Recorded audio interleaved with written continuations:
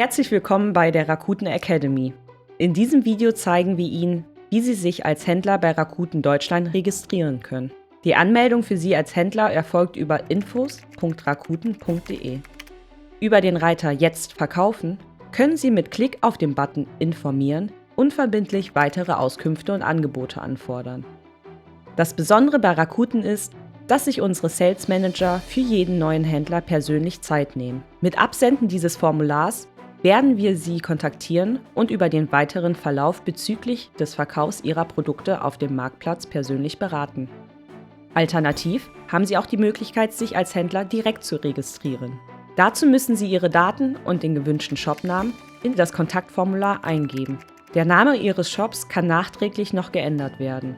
Sobald Sie das Kontaktformular vollständig ausgefüllt und den allgemeinen Geschäftsbedingungen zugestimmt haben, können Sie auf Jetzt anmelden, Ihre Registrierung abschließen.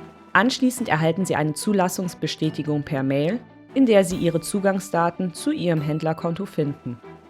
Mit diesen Zugangsdaten haben Sie einen sofortigen Zugriff auf das System und können direkt die ersten Einstellungen vornehmen. Im nächsten Schritt kommt es zur rechtlichen Prüfung Ihres Rakuten-Shops.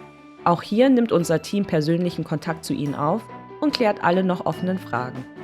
Zusätzlich benötigen wir verschiedene Dokumente, wie zum Beispiel die Gewerbeanmeldung oder einen Handelsregisterauszug. In der Regel erfolgt dies innerhalb weniger Stunden nach Bereitstellung aller angeforderten Informationen. Wir sind bei Fragen und Anregungen rund um die Anmeldung als Händler telefonisch oder per E-Mail unter sales@rakuten.de für Sie erreichbar.